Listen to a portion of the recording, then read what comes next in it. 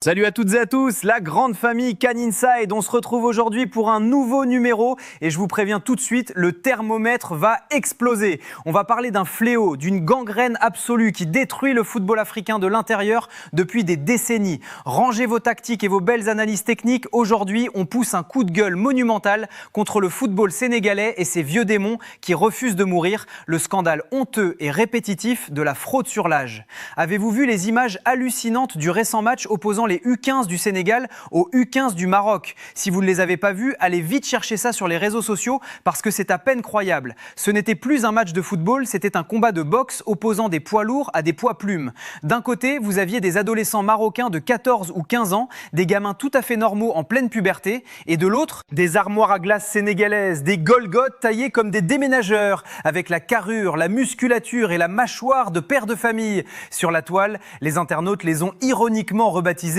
les U15 Pro Max. Ça fait sourire sur X ou sur TikTok, mais moi, ça me donne envie de pleurer de rage. C'est une honte intersidérale pour l'équité de notre sport. Et ne venez surtout pas me sortir l'excuse fatiguée de la génétique africaine ou me dire qu'on fait des procès d'intention. Parce que la triche dont on parle, elle est scientifiquement prouvée. On n'est plus dans le petit secret de Polichinelle ou la rumeur de quartier. On est dans la fraude médicale certifiée. Rappelez-vous l'épisode catastrophique juste avant la Coupe du Monde U17 de 2019 au Brésil. Le sélectionneur de l'époque, Malik Daf, a dû composer avec une véritable bombe à retardement.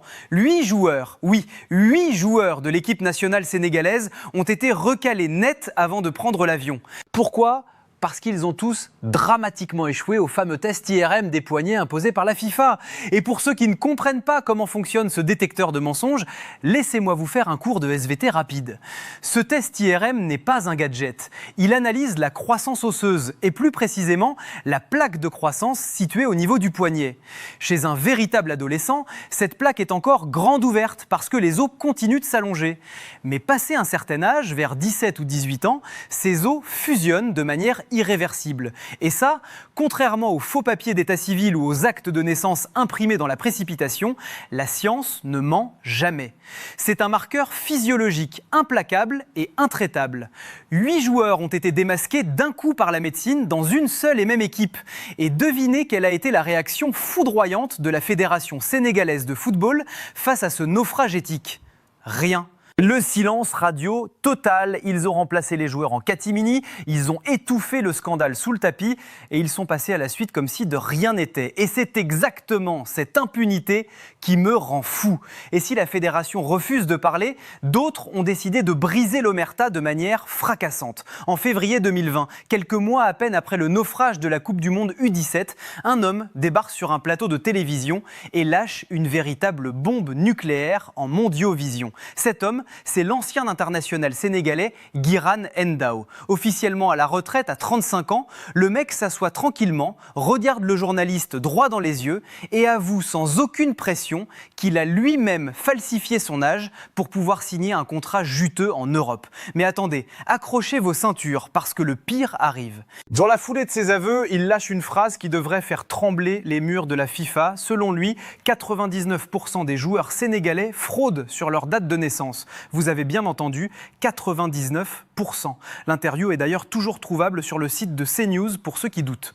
Les amis, réveillons-nous. À 99%, on ne parle plus du petit dérapage isolé, de l'erreur administrative obscure dans un village ou du cas particulier d'un joueur mal entouré. À ce niveau de pourcentage, c'est devenu la norme absolue. C'est le pilier central sur lequel repose tout l'édifice du football sénégalais. C'est intégré, accepté, banalisé, institutionnalisé au vu et au su de tous. C'est une véritable usine à fraude. Et pourquoi cette usine tourne-t-elle à plein régime ? Le mécanisme est d'un cynisme effrayant.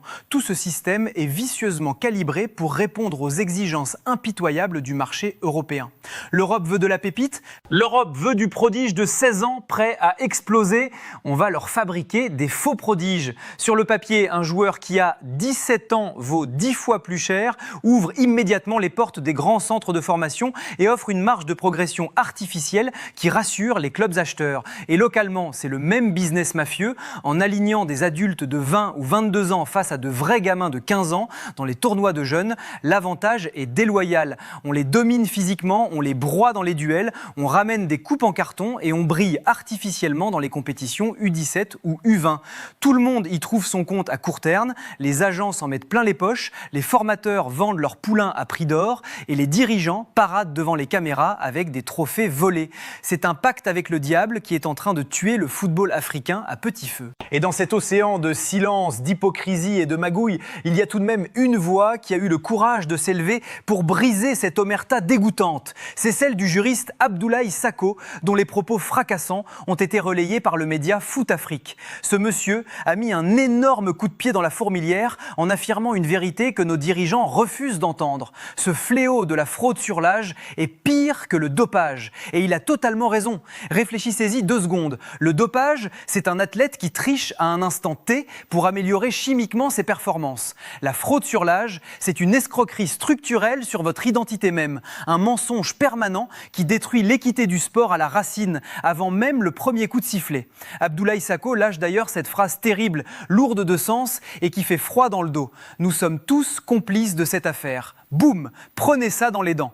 Et oui, on est tous dans le même bateau, nauséabond. L'omerta est généralisée et systémique. Les familles qui acceptent de falsifier les actes de naissance à la mairie pour espérer toucher le pactole européen, les agents véreux qui orchestrent la fraude documentaire, les formateurs qui s'en frottent les mains et la fédération qui valide les licences en regardant le plafond. C'est tout l'écosystème qui est pourri jusqu'à la moelle. Et au milieu de ce chaos organisé, on rajoute même ces fameuses histoires de serviettes mystiques et de maraboutage qui envahissent nos terrains à chaque tournoi national.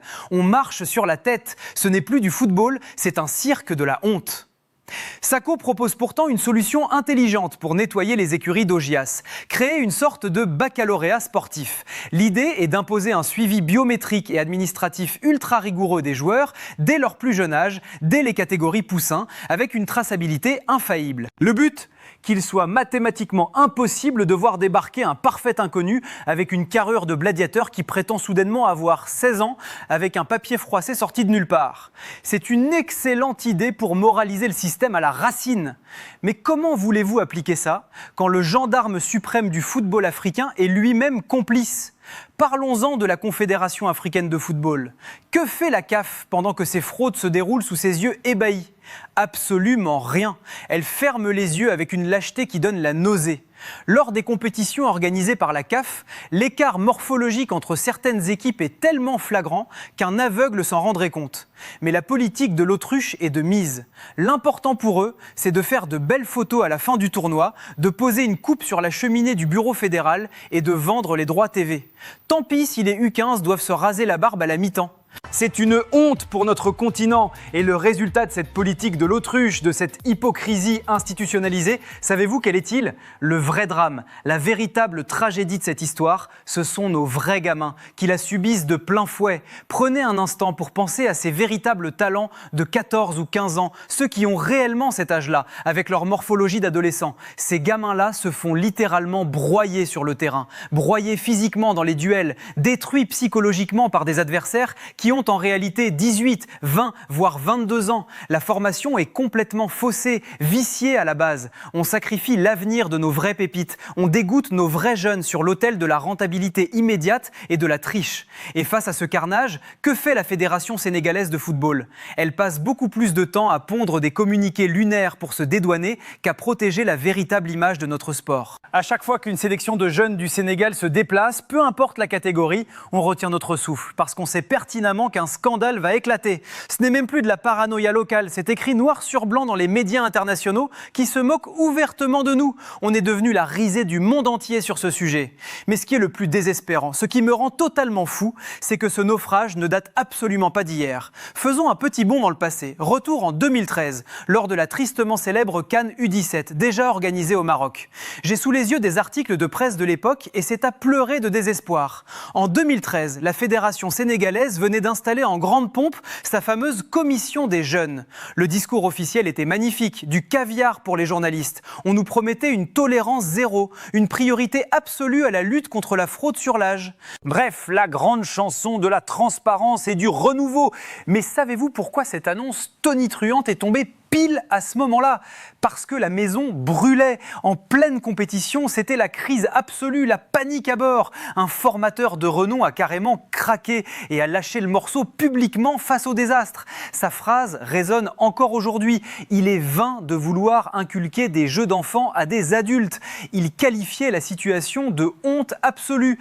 Et pour cause, lors de cette fameuse CAN U17 de 2013, ce sont carrément 9 joueurs sénégalais qui venaient d'être exclus du tournoi par les médecins pour fraude manifeste sur l'âge. 9 mecs virés avec pertes et fracas en mondiovision en pleine compétition continentale. Un naufrage total, une humiliation planétaire.